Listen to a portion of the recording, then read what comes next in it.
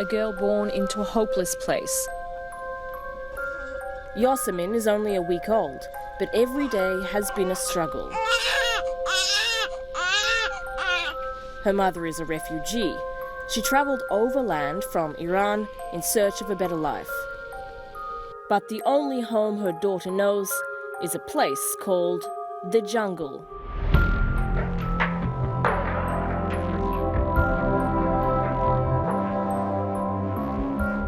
It's a shanty town on the shores of the English Channel, a makeshift camp that's home to nearly 10,000 people. They come here for many reasons, fleeing war, persecution and poverty. Some come here to disappear, others wait for their papers to be processed, and many take extraordinary risks to try and reach the United Kingdom.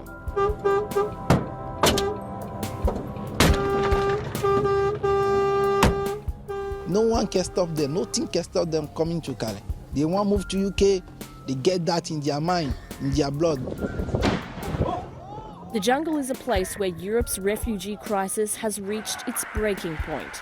There has been a makeshift camp near Calais since early 2000, and French authorities have so far been powerless to shut it down. Nous devons démanteler complètement, définitivement, le campement de la Lande. The jungle lives up to its name. It's a lawless place where murder, assault and rape are commonplace, where police rarely enter, and attacks on journalists are on the rise. It's chaotic, but also highly organised. The jungle is a fully functioning small town, and there are more international restaurants here than in Calais. We try to make discotheque, bar, restaurant, to make our own life in this place. Life here swings between fear, despair and hope. If you can survive in jungle, you can survive everywhere. I've come to this camp to find out what the future holds for the people here and experience, most probably, the last days of the jungle.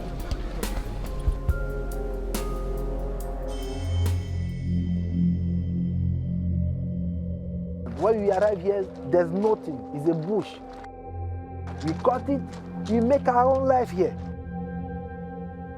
So if they come in and try to destroy everything and get rid of everything? No, everybody here, we know that we don't have power to fight French government.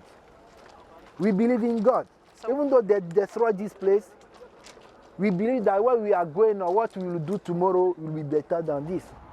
That's probably not too hard. Zimarko takes us through the winding alleys of the camp. Most people live in tents, although some are fortunate enough to live in caravans or shipping containers. The conditions are poor and there's open sewage everywhere. It may not be pleasant, but life here has found a way, a type of orderly chaos. There are shops, restaurants, enterprise. Owners buy produce in town and mark it up in the jungle. They don't like being filmed. They're worried the police will come in and confiscate their property. Many people here aren't that friendly, and I describe some of them, quite frankly, as downright hostile. And one of the reasons is because they're just really sick and tired of the media and everybody coming in here and involving themselves in their lives. Another reason is this collective experience of trauma that many people are already suffering from the countries they came, and this general distrust, I suppose, of outsiders.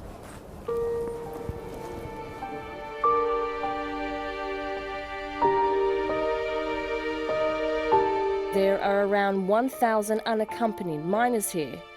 UNICEF says many are being abused, forced into slavery or criminal activity. والله صعب شديد يعني متأثر يعني وقاعدين في كالي يعني كالي مش أمان. والله الحياة صعبة شوية يعني الحياة صعبة في كالي شوية يعني في أمان الحمد لله بناكل بنشرب الحمد لله ما مقصرين. والله الأمان يعني 5% يعني. Under the law, France is responsible for their safety, and those with relatives in the UK are legally allowed to relocate there. But aid workers say that isn't happening.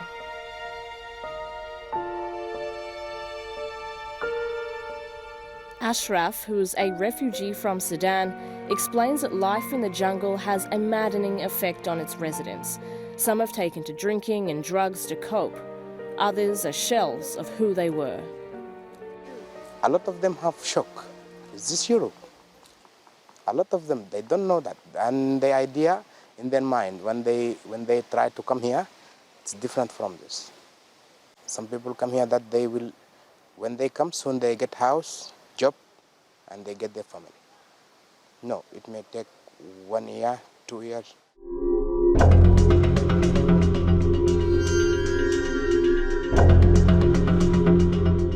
Many people here decide they can't wait that long.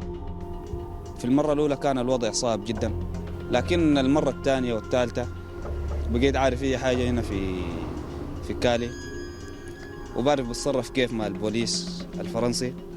اليوم حاليا اللحظة اللي أنا واقف فيها أصلا عندي النية أمشي وأحاول أشوف طريقي، لكن يوم من الأيام حكون في الإنجليزي. We've come back to the jungle. It's almost around 9 o'clock at night, and the reason we've come back now is because, according to the people who live here, the situation and the atmosphere really changes between the daytime and the nighttime, and this is where things get tense. And this is also the time when the migrants who are so desperate to get across to the United Kingdom try to do anything they can to smuggle themselves aboard lorries that are crossing the English Channel through the tunnel. On the outskirts, the jungle seems eerily quiet. But as you move in, it comes to life.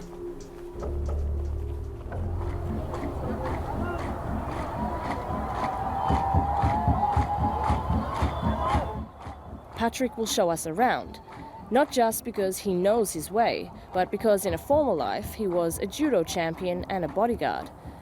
The jungle is not a safe place to be, especially in the dark. Those who live here tell us stories of violence, robbery, murder, a crime-ridden slum where police won't go. It's law of the jungle, where problems are solved one way or another. We end up at the fence. Those brave enough need the cover of darkness to break through the barriers. Il y a toujours des CRS qui contrôlent les autoroutes, quoi. Mais souvent, il y a des bagarres, ça passe ici, tu vois. Alors les gens essayent de couper les trucs là. Dans les CRS, ils tapent des bombes lacrymogènes. Bon, ça passe toute la journée, toute la nuit, tous les jours, donc ça passe. Tonight, most of the people in the jungle are concerned with other things. Inside the wire, there are celebrations. This procession is part of an elaborate Ethiopian festival. It puts the police on edge, but they don't move in. It's not the only music in the camp. Just down the road, Beyonce. In a place where people live hand to mouth, somehow they've managed to set up a nightclub. There are strobe lights and cold beer, and no shortage of punters eager to drown their sorrows.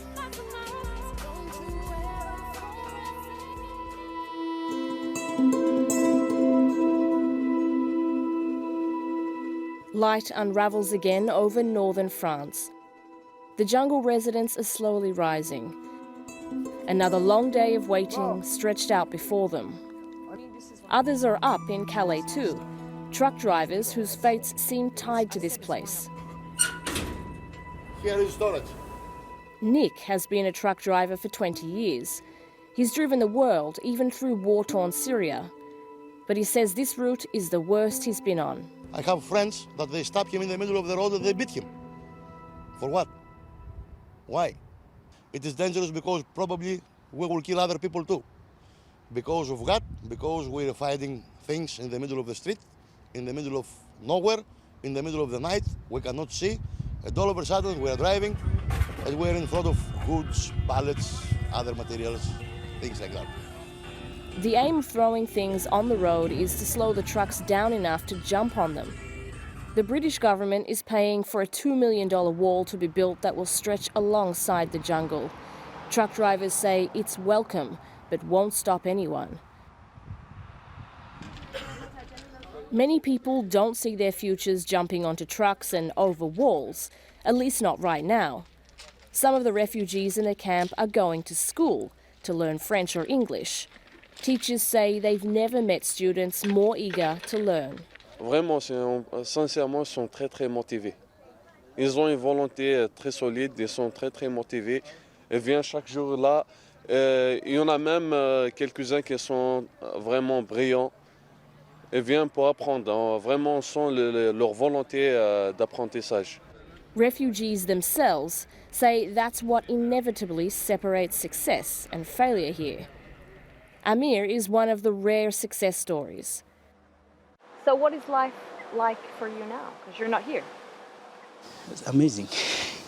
A lot of people, they don't know nothing about France. They living here in jungle, they don't know nothing about France. Now I'm so happy because I had my document for 10 years and I hope soon I get my nationality. I'm so happy to be here. Amir is only back at the camp to visit his friends, a routine that reminds a 25-year-old how lucky he is now to walk out of here and never call the jungle home again.